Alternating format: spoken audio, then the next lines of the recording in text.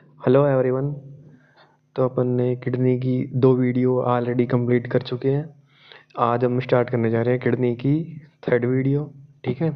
और वो I hope वो लास्ट वीडियो होगा शायद किडनी का।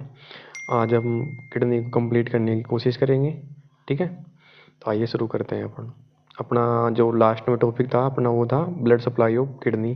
ठीक है।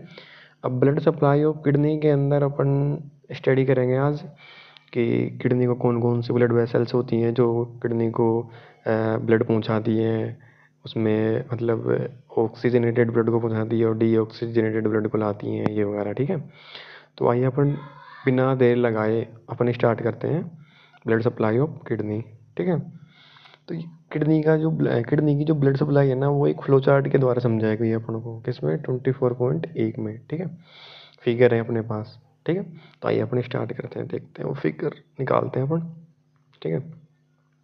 अब सबसे पहले क्या होता है अपनी किडनी की ब्लड सप्लाई के अंदर, किडनी की ब्लड सप्लाई जो होती है अपने पास 5 नंबर में डायरेक्ट पहुंची जाती है यूनिवर्सिटी के अंदर।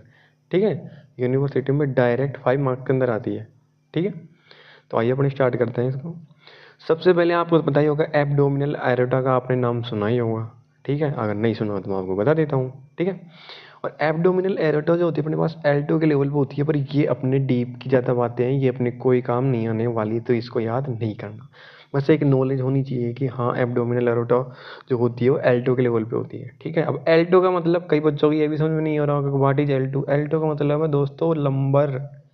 जो लंबर वर्टिब्रा होती है ना अपने पास, वो सेकंड वाली लंबर वर्टिब्रा की बात कर रहे हैं यहाँ पे। ठीक है। जो लंबर वर्टिब्रा जो होती है अपने पास कितनी होती है, 5 होती है। ठीक है। उनमें से सेकंड की बात यहाँ पे हो रही है। खत्म।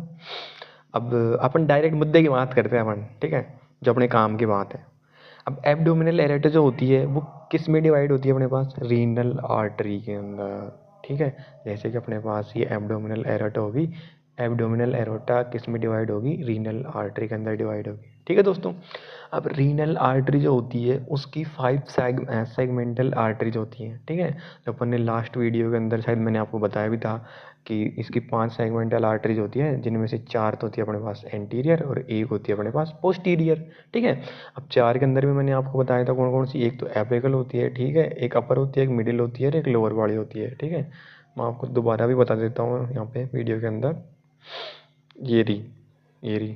ठीक है। मैंने आपको बताया था कि रीनल आर्टरी के 5 सेगमेंटल आर्टरीज होती हैं या ब्रांचेज होती हैं, जिनमें से 4 अपने पास एंटीरियर होती हैं और एक जो अपने पास पोस्टीरियर की साइड होती है। सबसे पहली एपिकल, अपर, मिडिल और लोअर। ठीक है। आइए आगे देखते हैं अपन। फिर अपने पास रीनल आर्टरी 5 सेगमेंटल आर्टरीज। अब 5 सेगमेंटल आर्टरीज जो होती है ना, और वो भी अपने पास किस में चेंज हो जाती हैं, ईच सेगमेंटल आर्टरीज के अंदर। ठीक है। अब यहाँ पे 5 सेगमेंटल आर्टरीज होती है ना, एक जैसे कि मैं आपको समझाऊँ, 2, 3, 4, एक और आ गया अपने पास, मान लो ये 5 हो गए। ठीक है। अब ये जो ईच सेगमेंटल आर्टरीज है, जैसे कि ये 5 5 हो गई ना, 2, 3, 4 और एक 5 और वो वाली एक। ठीक है। अब 5 सेगमेंटल आर्टरी जो है वो भी अपने पास फिर ईच सेगमेंटल आर्टरीज के अंदर क्या हो जाती हैं, आगे जाके डिवाइड हो जाती है। ठीक है। अब आगे जाके डिवाइड हो जाती हैं, तो अब ईच सेगमेंटल आर्टरी जो होती है वो भी अपने पास किस में डिवाइड होती है, आगे लोबार आर्टरी के अंदर। किस में, लोबार आर्टरी के अंदर। ठीक है। अब लोबार आर्टरी किस में होती है अपने पास, इंटरलोबार आर्टरी। मैं आपको डायग्राम के अंदर समझाऊंगा, पर यहाँ पे एक बार समझ लो।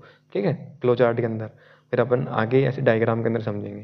पर अब इंटरलोबार किस में होगी अपने पास, इंटरलोबार अपने पास होगी आर्कवेट के अंदर। ठीक है। किस में होगी, आर्कवेट में होगी। आर्कवेट किस में होगी, इंटरलोबुलर आर्टरी के अंदर होगी। ठीक है। अब इंटरलोबुलर आर्टरी जो होती है वो किस में चेंज होगी, फिर अपने पास एफरेंट आर्ट्रियोल के अंदर। अब एफरेंट आर्ट्रियोल किस में क्या बनाएगी, ग्लोमेरुलस बनाएगी। ठीक है। अब ग्लोमेरुलस से क्या निकलेगी, इफरेंट आर्ट्रियोल। ठीक है।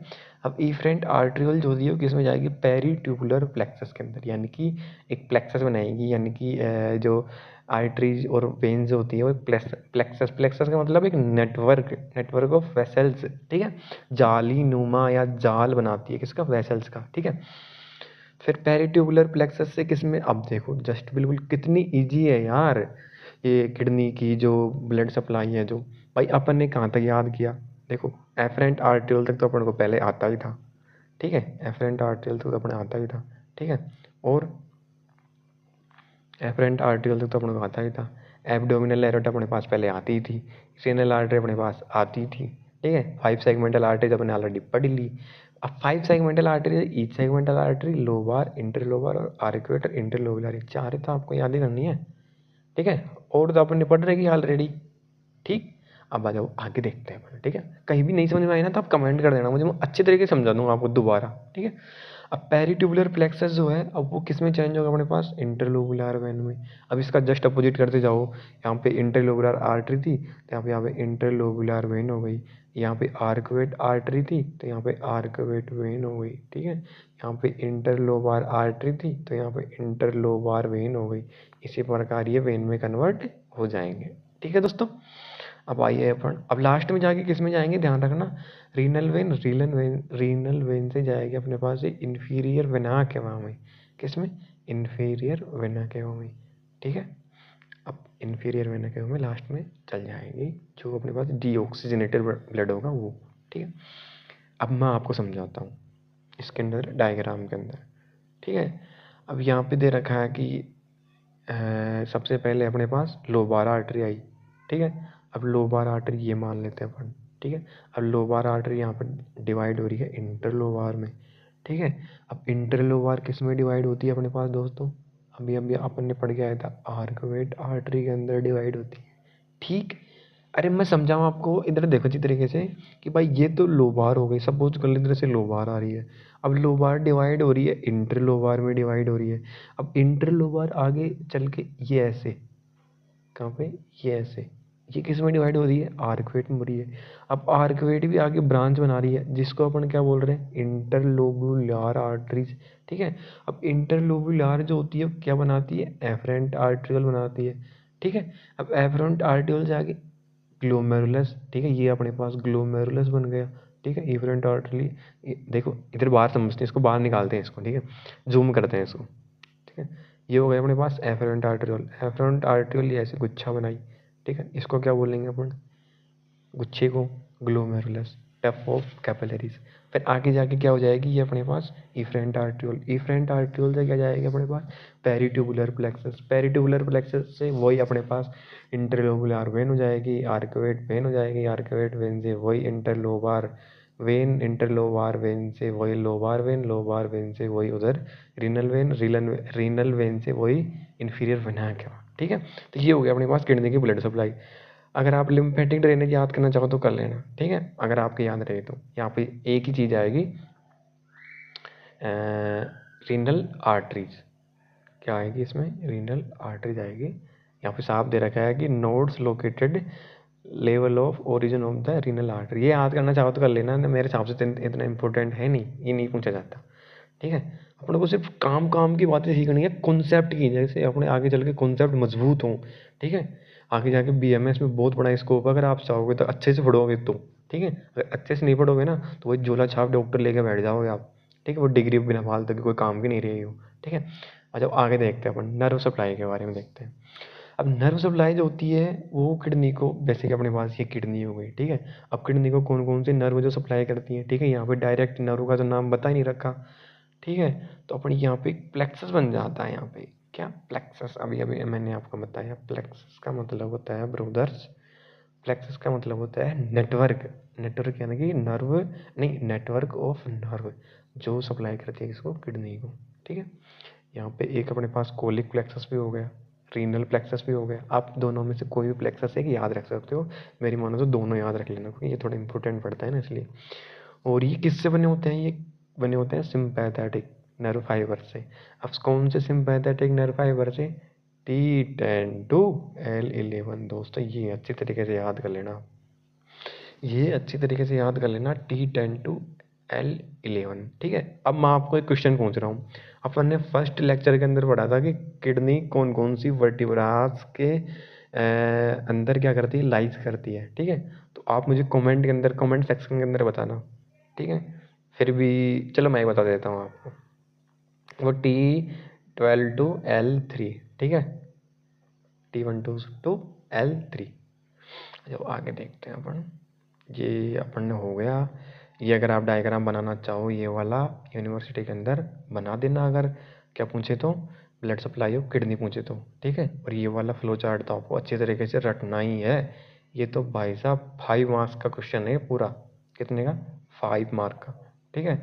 और ये वाला मैंने बताया था जेजी अपैरेटस का, या फिर अपने जेजी अपैरेटस का नहीं, सॉरी, नेफ्रॉन का, ये भी 5 मार्क्स का क्वेश्चन है, ठीक है।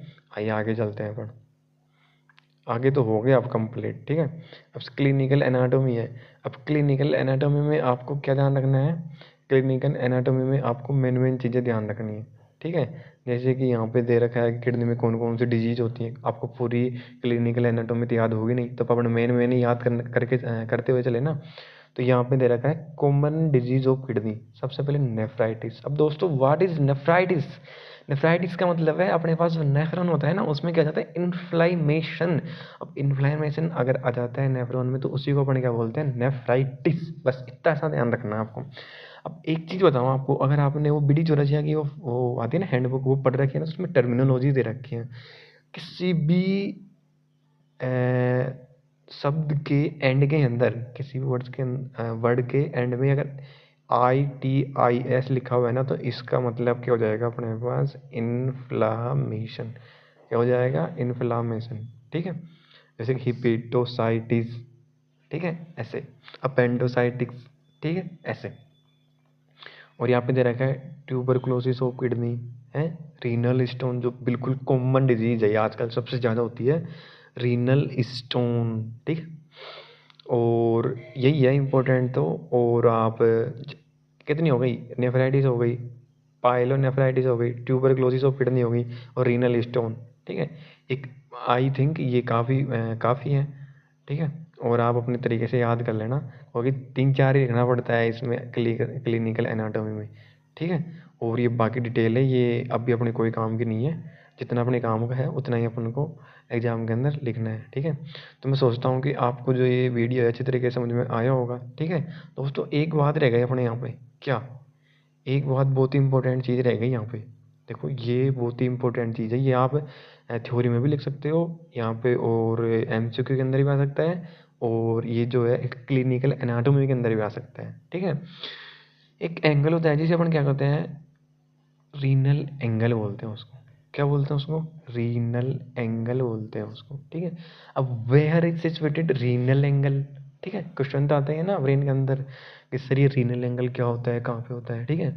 तो मैं आपको बता रहा हूँ, तो 12th रिब जो होती है ना, उसका आउटर बॉर्डर और erector spinae, sorry, lower border of 12th rib और outer border of erector spinae के बीच में जो एंगल बनता है ना, उसी को अपन क्या बोलते हैं? रीनल एंगल बोलते हैं। यहाँ पे रीनल एंगल के बारे में बता भी रखा होगा दोस्तों, ये रहा, देखो ये रहा, ठीक है। तो मैं आपको बता रहा हूँ रीनल एंगल के बारे में। रीनल एंगल जो बनता है ना अपने पास, वो क्या बनता है? लोअर बॉर्डर ऑफ, थोड़ा इस तरफ से करते हैं इसको जूम करके अच्छी तरीके से, ताकि अच्छे समझ में आए आपको। अब ये जो अपने पास रिब्स हो गई, क्या हो गई? रिब्स हो गई अपने पास, ये वाले रिब्स, ठीक है। अब इसका जो लोअर बॉर्डर होगा ना, ये अपर बॉर्डर होगा, ये लोअर बॉर्डर होगा, तो लोअर बॉर्डर तो ये हो गया अपने पास, ठीक है। और ये अपने पास जो मसल होती है, इसका क्या नाम होता है? इरेक्टर स्पाइनी, ठीक है। इरेक्टर स्पाइनी हो गई। इरेक्टर स्पाइनी का भी कौन सा बॉर्डर लेंगे अपन? आउटर वाला बॉर्डर लेंगे, ठीक है। ये मीडियल वाला हो जाएगा। तो यहाँ के दोनों के बीच में जो कोण बन रहा है ना, यानी कि ऐसे समझ, ऐसे करके, ऐसे ऐसे ऐसे। अब ये जो थीटा बन रहा है ना, उससे क्या क्या क्या बोलेंगे अपन? Theta is known as renal angle. ये तो थीटा बन रहा है अपने पास, इसी को अपन क्या बोलेंगे? Renal angle. अब आप सोचो कि सर ये थीटा आप यहाँ पे एनाटॉमी में क्यों लेके आ रहे हो? बस आपको समझाने के लिए, ताकि चीज़ें क्या हो, इजी हो, ठीक है। बस हो गए आपके रीनल एंगल। अब रीनल एंगल क्या काम आता है वो भी यहाँ पे दे रखा होगा कि tenderness in the kidney is elicited by applying pressure over this angle with the thumb, ठीक है। यानी कि अपन जब किडनी के अंदर किसी प्रकार का पेन वगैरह हो, तो जो डॉक्टर होता है वो यहाँ पे इस एंगल के आसपास पालपेट करके देखता है, ठीक है। देखो ये इसमें पालपेट करके भी बता रखा है, ठीक है। पालपेट करके बता रखा है कि lower border of 12th rib and outer border of erector spinae के बीच में जो एंगल होता है ना, रीनल एंगल, तो डॉक्टर को ऑलरेडी प्रैक्टिस होती है, तो यहाँ पे ही अपने पास पालपेट करता है और पेशेंट को चेक करता है कि यहाँ पे दर्द है या नहीं, ठीक है, पेन है या नहीं बॉडी में, ठीक है। तो आई होप ये वीडियो आपको अच्छी तरीके से पसंद आया होगा। वीडियो को ज़्यादा से ज़्यादा लाइक करना, सब्सक्राइब करना, शेयर करना, ठीक है। अब आगे अपन स्टार्ट करेंगे यूरेटर, ठीक है। तब तक के लिए अपना ध्यान रखना, बाय।